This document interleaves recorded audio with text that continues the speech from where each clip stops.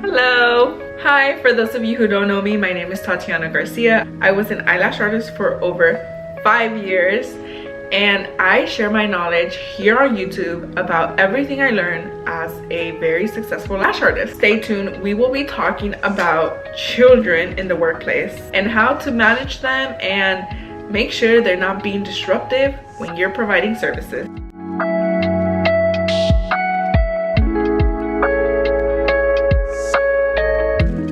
A subscriber recently asked me for tips and advice on how to deal with her stepkids. And look, I'm going to be honest and straight up with you. I don't have any kids of my own, and unfortunately, I've never really encountered a situation like yours. It's difficult being a step parent, that I know, because I grew up in a household with divorced parents and step-parents who at first I hated and then eventually learned to love. With that being said, I feel you, girl. I am so sorry you're in this situation. It really sucks, but I truly hope you can find a way to manage your situation. With some of the tips I have collected from other artists who actually have kids. I recently posted on a Facebook group and I asked them, what do they do with their children when they have clients and they're working on them?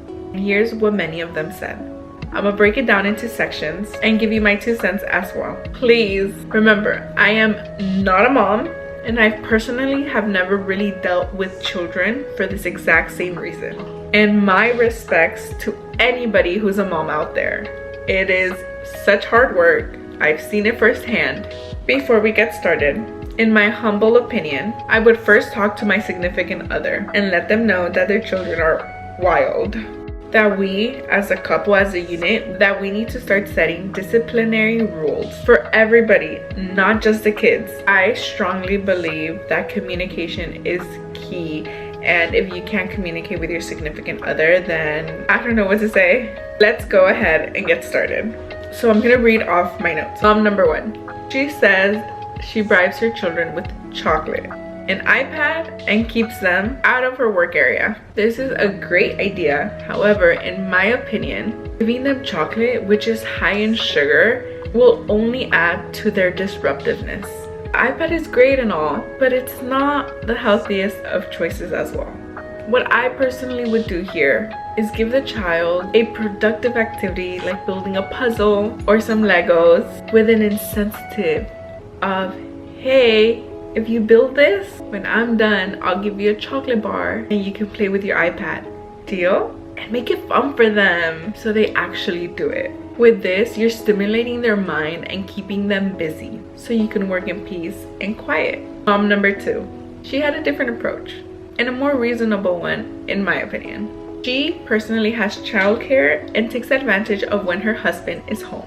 Not only that, but she also makes sure to take breaks in between clients when she has her babies around so she can give them any extra stuff they may want while she's working or afterwards. When she has none of these options available for her, like childcare and her husband around, she makes sure to have plenty of toys out and snacks for them to keep busy. I understand that not everybody has childcare available to them and that your significant other may not have the schedule to accommodate you, but if you can afford it, my recommendation is to get childcare in place. That way you can focus on your business and its growth. Look at it this way, hear me out please. Hypothetically speaking, let's say 1 day of 8 hours of childcare is a total of $150. If you offer a lash service at a price point of $180 and do 3 of those a day, you would be making enough to cover childcare and make profit. It may not be much at first, but it will help you to establish your business and give you the time that you need to dedicate to your business growth. I've personally learned in my entrepreneurship endeavors that you have to outsource a lot of things to make a business flourish. And in this case, and in your case, it would be outsourcing your childcare. And maybe just do it 2 days out of the week. You don't have to do it every single day. Little by little, you can increase it as you see fit for your schedule and your income and see how it works with you. Or when your partner is home, have them take care of the kids and let them know, hey, I need you to keep the kids quiet, please, because now it's my turn to help bring income to this household. The same way I supported you and your baggage, now I expect you to support me with my goals and dreams. Tell that to your significant other. Moving on. Mom 3. She says that she lets her clients know that she has kids with her at home and allows the client to decide whether they want to come or not. I personally believe it is great to communicate with your clients. At a lash business, no matter where it is, no matter if it's home-based, in a studio, wherever it's located, should be conducted in a professional manner. For example, if your availability says you are available from 1 p.m. to 6 p.m., in my opinion, as a professional, you should be available to your clients no matter what during that time frame. And take care of the rest, like finding childcare, finding a daycare, finding a family member to take care of your children. Not only because you have kids means that it's an excuse for you not to do your dreams and goals. No, it should be your motivation to pursue more for them. So in my opinion, get a family member, hire a local college student. They need money all the time and they won't be expensive.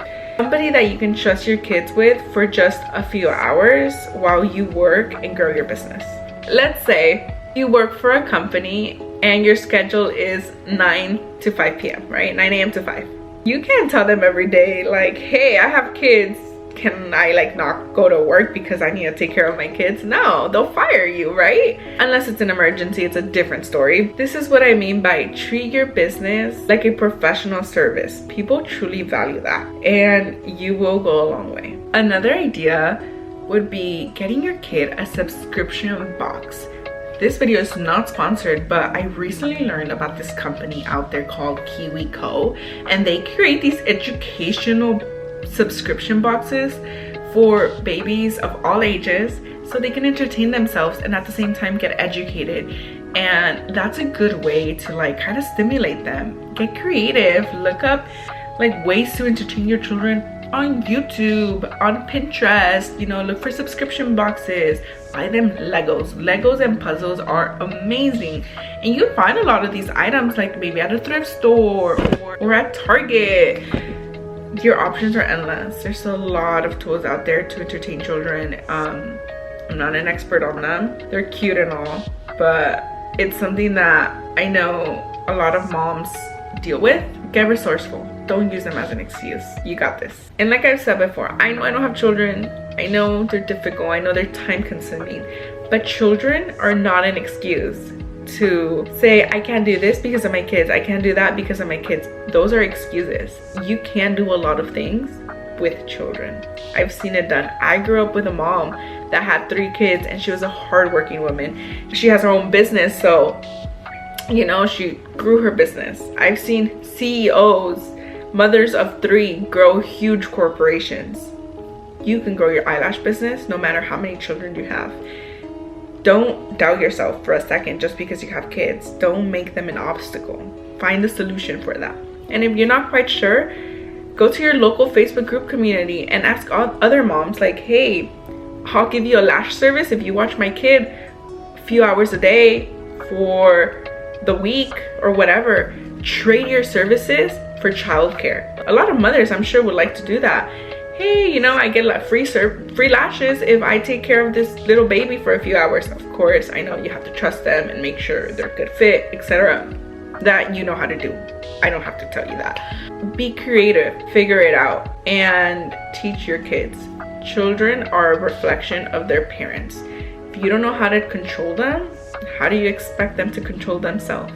Go figure. Anywho, these are just my 2 cents, my thoughts, my process. If you have any other questions, any other types of videos you'd like me to cover, please let me know in the comments down below. Leave me a little heart letting me know that you like this video. And once again, thank you so much for watching. My name is Tatiana Garcia. I was a lash artist for over 5 years, and I share my knowledge here on YouTube with all of you about my experience as a lash artist. Thank you so much for watching. Mwah!